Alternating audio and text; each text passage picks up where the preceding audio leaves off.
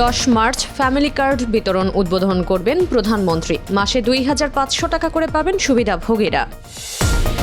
শেরপুর 3 ও বগুড়া 6 আসনের vote 9 April. দলীয় প্রতীকে স্থানীয় নির্বাচনের বিষয়টি নির্ধারিত হবে সংসদে।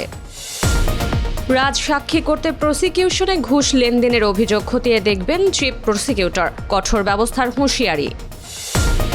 জানুয়ারিতে প্রবৃদ্ধি নেমেছে 3%। আর্থিক ব্যবস্থাপনাকে জটিল করে তোলার আশঙ্কা। ইরানে হামলা চালালে দীর্ঘস্থায়ী সংঘাতে জড়িয়ে পড়ার আশঙ্কা। ট্রাম্পকে সতর্ক করলেন শীর্ষ জেনারেল। স্বাগত জানাচ্ছি দ্য বিজনেস স্ট্যান্ডার্ডের নিয়মিত আয়োজন টিভিএস রাত 8টার সংবাদে। সঙ্গে আছি তামান্না খন্দকার। দেখছিলেন সংবাদ শিরোনাম, এবার বিস্তারিত।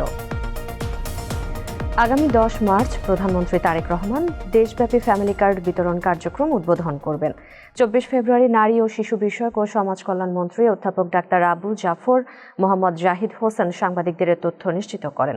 জানান, মন্ত্রিপরিষদের উপকমিটির সভায় ফ্যামিলি কার্ড প্রকল্প নিয়ে আলোচনা হয়েছে। অর্থমন্ত্রীর নেতৃত্বে গঠিত উপকমিটির সুপারিশ অনুযায়ী এই পাইলটিং কার্যক্রম অনুমোদিত হয়। শুরুতে দেশের 14টি উপজেলার নির্ধারিত ইউনিয়ন ও ওয়ার্ডে সর্বজনীনভাবে ফ্যামিলি কার্ড বিতরণ শুরু হবে। ধাপে ধাপে তা সারা দেশে সম্প্রসারণ হবে। ফ্যামিলি কার্ডের মাধ্যমে দেশের হতদরিদ্র, দরিদ্র ও নিম্নবিত্ত শ্রেণীর সুবিধাভোগী মা বোনেরা প্রতি মাসে 2,500 টাকা করে আর্থিক সহায়তা পাবেন। শেরপুর 3 আসনের নির্বাচন ও বগুড়া 6 আসনের উপনির্বাচনের তফসিল ঘোষণা করেছে নির্বাচন কমিশন। এ 2 আসনে ভোট হবে আগামী 9 এপ্রিল।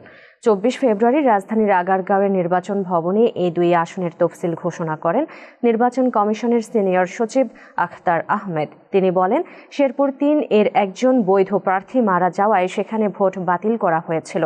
পরবর্তীতে বর্তমান প্রধানমন্ত্রী বগুড়া 6 আসনটি ছেড়ে দেন। এখন এই 2টি আসনে নির্বাচন হবে।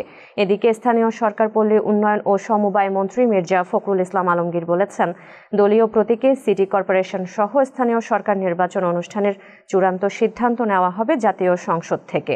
মন্ত্রী জানান, যত দ্রুত সম্ভব নির্বাচনের মাধ্যমে সব স্থানীয় সরকার প্রতিষ্ঠানকে সচল করাই সরকারের প্রধান লক্ষ্য। গণ অভ্যুত্থানের সময় সংঘটিত মানবতাবিরোধী অপরাধের মামলায় শেখ হাসিনার বিরুদ্ধে সাবেক আইজিপি চৌধুরী আবদুল্লাহ আল মামুনকে রাজ সাক্ষী করতে প্রসিকিউশন টিমের সদস্যদের মধ্যে ঘুষ লেনদেনের অভিযোগ খতিয়ে দেখা হবে। আন্তর্জাতিক অপরাধ ট্রাইব্যুনালের নবনিযুক্ত চিফ প্রসিকিউটর আমিনুল ইসলাম 24 ফেব্রুয়ারি এ তথ্য জানিয়েছেন। ট্রাইব্যুনালের নিজ দপ্তরে আয়োজিত এক ব্রিফিংয়ে আমিনুল ইসলাম বলেন, ট্রাইব্যুনালের কোনো প্রসিকিউটর অনিয়মে জড়িত থাকলে তার বিরুদ্ধে নেওয়া হবে কঠোর ব্যবস্থা। ব্রিফিংয়ে চিফ প্রসিকিউটর আরও জানান, জুলাই হত্যাকাণ্ডের মামলাগুলোর তদন্ত সঠিক হয়েছে কিনা তা যাচাই বাছাই করা হবে। তিনি বলেন, যদি তদন্তে ভুল বা গাফিলতি থাকে সেক্ষেত্রে আইনি সুযোগ থাকলে তারও ব্যবস্থা নেওয়া হবে। চলতি বছরের জানুয়ারিতে রাজস্ব আদায়ে প্রবৃদ্ধি হয়েছে মাত্র 3.2%। গত কয়েক মাসের মধ্যে এটি সর্বনিম্ন প্রবৃদ্ধি, যা দেশের বাণিজ্য প্রবাহে অস্থিরতা ও মন্থর অর্থনৈতিক কর্মকাণ্ডের ইঙ্গিত দিচ্ছে। শুল্ক আদায় পরিস্থিতির অনিশ্চয়তা ও অভ্যন্তরীণ চাহিদা কমে আসায় এই মন্থরতা নতুন সরকারের আগামী মাসগুলোর আর্থিক ব্যবস্থাপনাকে জটিল করে তুলতে পারে বলে আশঙ্কা করা হচ্ছে। চলতি অর্থবছরের শুরুর দিকের শক্তিশালী প্রবৃদ্ধির তুলনায় জানুয়ারির প্রবৃদ্ধিতে বড় ধরনের পতন হলো। গত জুলাই মাস থেকে সেপ্টেম্বরের মধ্যে মাসিক রাজস্ব আদায়ের প্রবৃদ্ধি ছিল 18 থেকে 25%। অর্থবছরের প্রথমার্ধের বেশিরভাগ সময় রাজস্ব প্রবৃদ্ধি 2 অঙ্কের ঘরে থাকলেও জানুয়ারির এই স্বল্প প্রবৃদ্ধি ইঙ্গিত দিচ্ছে আমদানি ও অভ্যন্তরীণ কর্মকাণ্ডে যে ইতিবাচক মোড় তৈরি হয়েছিল তা এখন হারিয়ে ফেলছে গতি। ইরানে হামলা চালালে তা যুক্তরাষ্ট্রের জন্য ঝুঁকিপূর্ণ হতে পারে বলে সতর্ক করেছেন জয়েন্ট চিফস অব স্টাফের chairman general Dan Caine. Washington Post এক প্রতিবেদনে জানায়, কেইন ট্রাম্পকে বলেছিলেন, গুরুত্বপূর্ণ অস্ত্রশস্ত্র এবং আঞ্চলিক মিত্রদের সমর্থনের অভাব যুক্তরাষ্ট্রের জন্য ভালো হবে না, কারণ মার্কিন আক্রমণের ক্ষেত্রে ইরান যখন সম্ভাব্য প্রতিশোধ নিতে চাইবে তখন তা নিয়ন্ত্রণ করতে যুক্তরাষ্ট্রের জন্য সমস্যা হতে পারে। এদিকে এ বিষয় নিয়ে সংবাদ মাধ্যমে প্রকাশিত প্রতিবেদনগুলোর কড়া সমালোচনা করেছেন মার্কিন প্রেসিডেন্ট ডোনাল্ড ট্রাম্প। কয়েক সপ্তাহ ধরে ইরানে হামলার কথা ভাবছেন ট্রাম্প।